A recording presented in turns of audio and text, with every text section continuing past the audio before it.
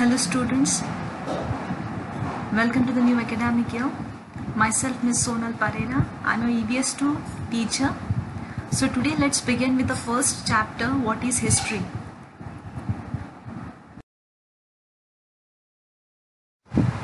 What is history? History is a science which tells us about the past events. My dear students, the events which have already taken place in the past. We know students, the past is already gone. We cannot go back to our past once again. So my dear students, with the help of history, we come to know about the events which have already taken place in the past. Students, last year in standard 4th, we have studied the life of Chhatrapati Shivaji Maharaj and his mission of establishing the Swaraj. So my dear students, from now about 400 years ago, the birth of Chhatrapati Shivaji Maharaj took place. It means from now about 400 years ago, the event of Chhatrapati Shivaji Maharaj birth took place. So it is the past time. Students, we are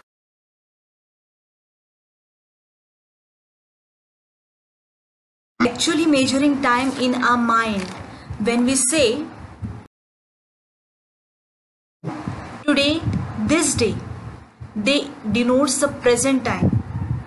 The present time means the time in which we are living now. Words like some time ago, yesterday, last year, they tells us that it is the past. It is the past time. The time which is already gone and won't come back again. The events which are already done in the past. The words like after some time, tomorrow or next year and many other words like this, they indicates a future time. Future time is a time which is not yet come. Here is an example for you. Students, if you are 10 years old today, so today is your birthday, if you are 10 years old today, it means that the birth of your event happened 10 years ago in the past. Okay, so today, before 10 years ago, you were small. Okay, it was your birthday.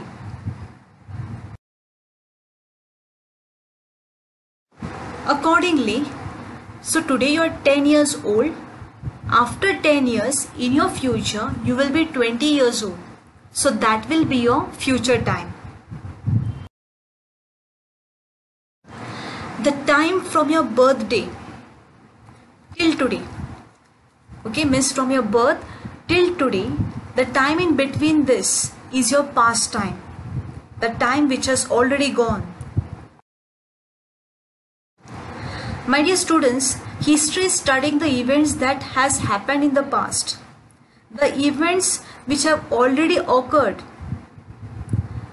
We are studying this, we are studying about that event with the help of history.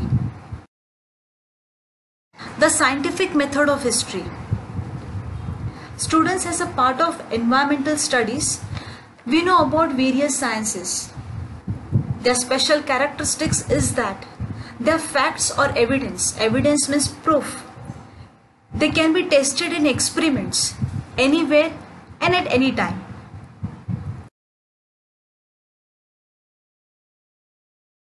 The method of using a number of different tests to determine, that is to examine whether the evidence, whether the given proof, okay, can be trusted or whether it is authentic, okay, that is known as reliable.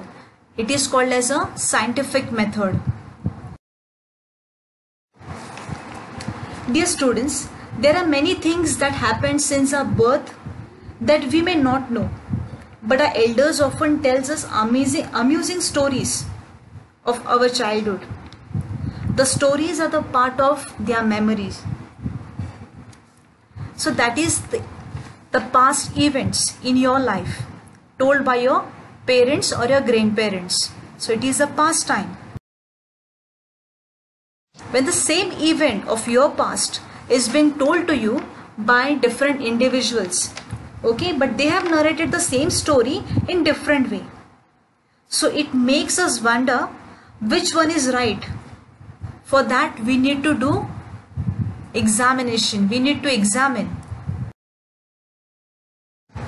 It is not possible to conduct experiment to recreate the past event, the event which has already happened. Okay, we cannot recreate that particular event. Therefore, history is different from science. To find, test and match the evidence, history uses a scientific method at every stage. By taking the help of other sciences. So history is called as a science. To examine a particular evidence, history takes help of various sciences. Okay, and therefore history is called as a science. But do remember, history is not written solely on the basis of imagination. Okay, by proper examining the evidence, we come to know about the past events. Next are the sources of history. Students, the sources like ancient objects, sculpture, pots, coins, inscriptions, copper plates, books, manuscripts, folk songs that people do remember, and many such things are called the sources of history. The sources of history are divided into three types: material sources, oral sources, and written sources. So material sources include the coins, forts, historical monuments, and ancient objects. You may have seen different types of coins of ancient times. Okay, so these are the examples of material sources. Next one is oral sources. Oral sources include all the folk dance, folk songs which people do remember. You all may have seen the tribals people singing and dancing their traditional songs. Okay, so that are the example of oral sources. Next is written sources. Written sources includes all the historical documents, stone inscriptions, etc.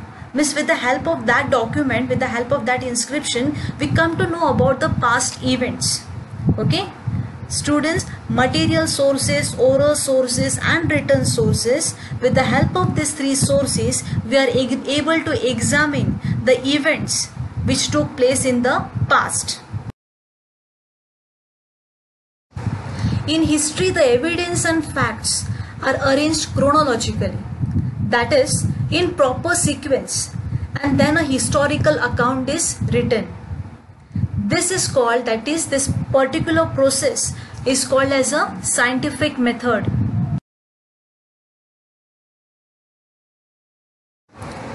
The past, present, and future are linked by the continuous chain of events. So, my dear students, example is given to you here.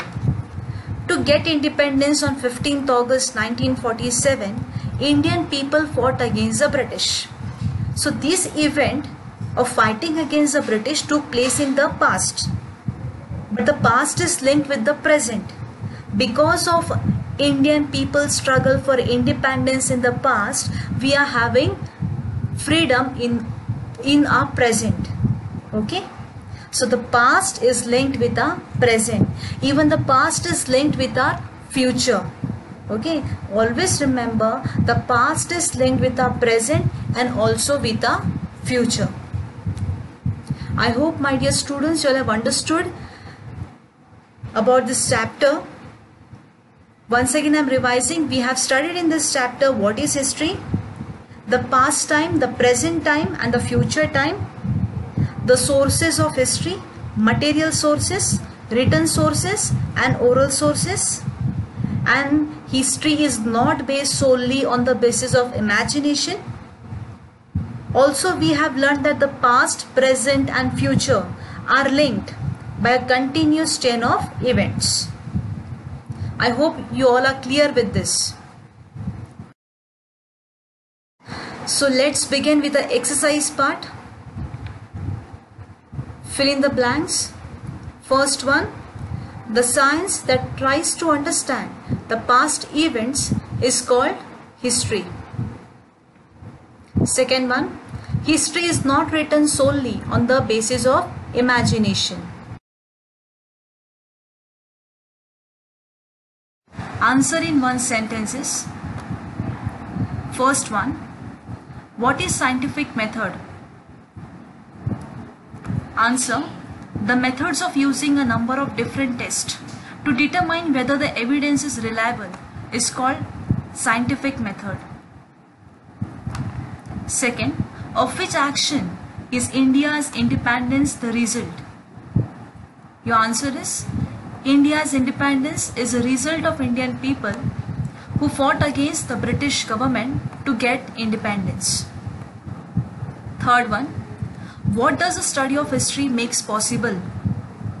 Answer, the study of history makes us possible to understand the events that has happened in the past. Next question, answer the following in brief. Why is history considered to be a scientific discipline? Your answer is, history uses the scientific methods at every stage, namely while looking for and collecting evidence, examining evidence, and while putting it together. When required, help is also taken from other sciences. That is why history is considered to be a scientific discipline. Second one, what is that puts obstacles in the way of village development? Your answer is, individual or collective actions of human beings have consequences. They result in an environment that may be favorable or unfavorable for the progress of the society. For example, if people of village work together and help one another, the village makes good progress. If the people cannot come together, it puts obstacles in the way of village development. Complete the concept chart. History of a city, of a district, of a town, of my own, of a school, of my house, of my family, of a village. Classify the sources of history. My dear students, I have mentioned the answers in the given table. You'll have to prepare the table accordingly and you'll have to write down the sources. So first is material source, oral source and written sources.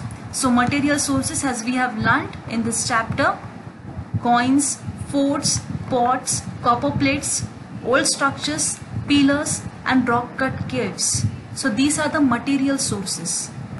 Oral sources, they include letters, traditional songs, folk tales. Written sources, they include stone inscriptions and biographies. I hope, my dear students, you have understood this chapter. Thank you so much.